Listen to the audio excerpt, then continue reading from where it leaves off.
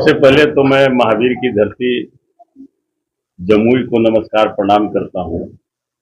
और ये कुशवाहा समाज की बैठक नहीं है, एक संस्था है अखिल भारतीय मौर्य शिक्षक शिक्षा मंच। उसी के तत्वाधान में राम वृक्ष प्रसाद शिक्षक सम्मान समारोह, राम वृक्ष प्रसाद उत्कृष्ट नागरिक सम्मान समारोह और मुंद्रा देवी प्रतिभा सम्मान समारोह का हर एक जिले में संस्था के द्वारा आयोजन हो रही है।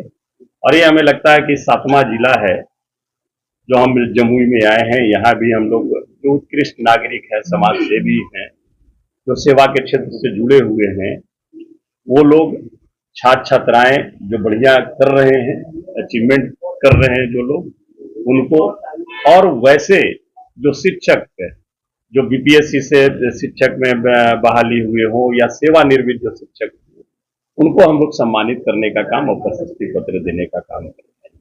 यहाँ भी लगभग 500-550 लोग टोटल मिला करके हम लोग आज उनको सम्मानित करेंगे। अखिल भारतीय मौर्य शिक्षक शिक्षा मंच के तत्वाधान है। देखिए, मैं ये दोनों बात पर सिर्फ एक चीज कहना चाहता हूँ।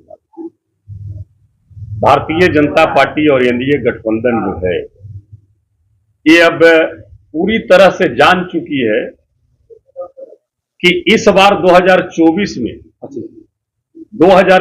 में हमने बहुत जगह पे वोट का हेर फेर कर करके हम सत्ता में आ गए, लेकिन आने वाला समय आगे में अब हम स्पष्ट रूप से सत्ता में नहीं आ सकते हैं। इसलिए ये 2-3 हथकंडा ये अपनाने का काम किया है। एसआईआर और ये जो कानून लाए हैं कि जहां पर उनका जनमत हासिल नहीं होगा, वैसे जगह पर इस कानून को हाथ में लेकर के जिस तरह से अभी election commission Bharatiya Janata party का एक प्रकोष्ठ के रूप में काम कर रही है, उसी तरह से देश के जितने भी संस्थाएं हैं, आप देख रहे होंगे, पूरी देश और दुनिया देख रही है कि केंद्र सरकार की जितनी भी संस्थाएं हैं सरकारी, वो सबको अपने फायदे के लिए यूज कर रहे हैं। और एसआईआर एक बहाना है, रियल में वोट चोरी करना इनका मकसद है। और खास करके वैसे जो इंडिया गठबंधन का जो कोर वोटर हैं, उनको चिन्हित कर करके उनको वोट देने से वंचित किया जा रहा है। आप पत्रकार बंधु हैं, जब वोट देने का अधिकार ही नहीं रहेगा तो फिर रह जाएगा कुछ? ये तो लोकतंत्र की हत्या है। और ऐसा नहीं, ये जमुई ही नहीं, ऑल ओवर बिहार में आप चले जाइए, किसी भी गांव में चले जाइए, वहां आदमी अपने घर में है लेकिन इलेक्शन कमीशन के लिस्ट में वो मृत है। वैसे एक गांव नहीं है, एक जिला नहीं है, बहुतों जिला है, बहुत सारा प्रमाण है। हम लोग प्रमाण देने का काम करते हैं, लेकिन इलेक्शन कमीशन और सरकार उस पर जवाब देने का काम नहीं करती है। जवाब सरकार किस पर देगी? Election commission. जो Bharatiya Janata party election commission को लिख के देगा, वही इलेक्शन कमीशन प्रेस कॉन्फ्रेंस के माध्यम से जवाब देगी। तो ये स्थिति है देश की। इसलिए हम लोग सदन में हमेशा मांग करते रहे कि आप एसआईआर पर चर्चा करो। तो आखिर चर्चा करने से सरकार क्यों भागी? क्यों नहीं सदन चला करके उसने एसआईआर पर चर्चा की? एक बड़ा सवाल है, जवाब देना चाहिए उनको। सरकार है, हम विपक्ष में हैं, तो हमारा यह दायित्व है सरकार को आईना दिखाना। हम आईना दिखा रहे हैं कि आप एसआईआर पर चर्चा करो, हमारी मांग तो यही थी। लेकिन सरकार एकदम चुप्पी साधे हुई, एसआईआर पर कोई जवाब नहीं।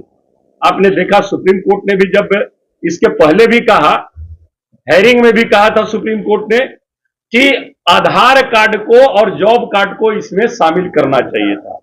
उस पर भी इलेक्शन कमीशन ने कितना बार प्रेस कॉन्फ्रेंस किया, एक बार भी वोटर आईडी कार्ड और सुप्रीम कोर्ट ने जो बातें रखी उस पर कोई चर्चा किया? कोई चर्चा नहीं। तो ये सीधा सीधी लोकतंत्र का हमला है। हम लोग सदन से लेकर सड़क तक के इसकी लड़ाई लड़ेंगे और किसी भी कीमत पर वोट चोरी हम लोग नहीं। हमको भारतीय जनता पार्टी के प्रवक्ता और इलेक्शन कमीशन बता दें, इन्होंने जब एसआईआर लाया था तो सिर्फ एक ही बात बोला था एसआईआर पर कि हम घुसपैठियों को वोट देने का अधिकार नहीं देंगे, हम उसके साथ हैं। लेकिन एसआईआर गहन पुनरीक्षण कार्य किए, बिहार में कितने घुसपैठिए मिल गए, कितने घुसपैठिए मिले, जवाब दे देना इलेक्शन कमीशन। कहां बांग्लादेशी मिले, कहां पाकिस्तानी मिले, कहां रोहिंग्या वाले मिले, कहां नेपाली मिले, अब उस पर कोई सवाल नहीं है। इन्हें तो जब ये पुनरीक्षण कार्य किया और जब कोई भी घुसपैठिए इन्हें नहीं मिले, इनको तो स्पष्ट तौर से ये जवाब देना चाहिए कि हमने जिस चीज के लिए किया था कि घुसपैठिए यहां मिलेंगे, कोई भी घुसपैठिए नहीं मिले हैं, इसलिए एसआईआर को हम वापस लेते हैं। कहा किया उन्होंने। अब जब ये कर रहे हैं उसके बाद फिर कभी भी इलेक्शन कमीशन ये नहीं कह रही है कि हम दूसरे देश के लोग हैं उनको हम रोकने का काम करते हैं। हम भी चाहते हैं, हम भी देश के नागरिक हैं, हम भी नहीं चाहते हैं कि कोई दूसरे देश के कंट्री का व्यक्ति हमारे यहाँ वोटर आईडी कार्ड और आधार कार्ड से जुड़े, हम भी नहीं चाहते। बिहार में कितने जुड़े बता दें हमको। ये जो रोहिंग्या की बात करते हैं, माननीय मोदी जी आते हैं, कहीं की 44 सभा होगी, हमने कहा कि 44 नहीं, माननीय मोदी जी 144 सभा भी कर लेंगे तो इस बार बिहार के महान मतदाता मालिक ने मन बना लिया है कि तेजस्वी प्रसाद यादव जी को महागठबंधन से हम मौका देंगे सेवा करने का, निश्चित तौर पर मौका। देखिए, भारतीय जनता पार्टी कुछ भी कर सकती है सत्ता पाने के लिए और सत्ता में बने रहने के लिए। ये लड़ाई सिर्फ बिहार की नहीं है, बिहार जन आंदोलन की धरती रही है। बिहार से नए नए क्रांति जब पैदा होती है तो पूरे देश में फैलती है, और जिस तरह से शुरुआत एसआईआर को मिला है यहां वोटर अधिकार यात्रा के माध्यम से, मैं समझता हूं ये आग पूरे देश में फैलेगी। और ये जो लोकतंत्र के हत्या करने वाले लोग हैं, संविधान को बर्बाद करने वाले लोग हैं, जो आपसी भाईचारे को मिटाने का काम करने वाले लोग हैं, उनको निश्चित तौर पर बिहार ही नहीं देश की पूरी आवाम एक कड़ा जवाब देगी। देखिए, अब आपको पता है इस सरकार ने देखिस्की करने का ये परंपरा चालू कर दी है। आपने देखा माननीय तेजस्वी जी ने कहा 200 यूनिट बिजली फ्री देंगे, तो 125 यूनिट बिजली फ्री, वही माननीय नीतीश कुमार जी हैं जो कहते थे, सदन में कहा था कि बिजली कहीं फ्री देने का चीज है जी, ये कभी नहीं हो सकता है। तो जो चीज एनडीए गठबंधन के नेता जितने भी जो चीज बोलते रहे हैं वो सारा चीज होते रहता है। देश के लोग आते हैं, अब दरवाजा बंद है, अब कभी भी भाजपा में हम नहीं लेंगे नीतीश जी को, जब तक के कबाड़ेंगे नहीं तब तक के खोलेंगे नहीं। क्या क्या बात है, क्या क्या बोलते थे, हम लोग नहीं बोले, वही लोग बोलते रहे। और ये आप जान लीजिए, सारे चीजों को देश की और बिहार की महान मतदाता मालिक समझ चुकी है, और इसी से उनको सबसे बड़ी घबराहट एनडीए को इसी से है कि इस बार हमारी सत्ता बिहार से जाने वाली है। ये भी अनपार्लियामेंट्री लैंग्वेज है। ये सारे लैंग्वेज का उपयोग भारतीय जनता पार्टी के राज्य के नेता नहीं बल्कि देश के भी नेता आके करते हैं। मैं धन्यवाद देना चाहता हूं माननीय तेजस्वी प्रसाद यादव जी को। वो ठीक कहते हैं कि हमारी उम्र कच्ची है, हमारी उम्र कच्ची है, लेकिन हम जो बोलते हैं वो कच्चा नहीं, हमारी जुबान कच्ची नहीं है। माननीय तेजस्वी प्रसाद यादव जी का उम्र 35-36 साल हो रहा होगा। माननीय तेजस्वी जी के बारे में, उनके परिवार के बारे में एनडीए गठबंधन के जो नेता हैं किस किस भाषा का इस्तेमाल नहीं किया जी।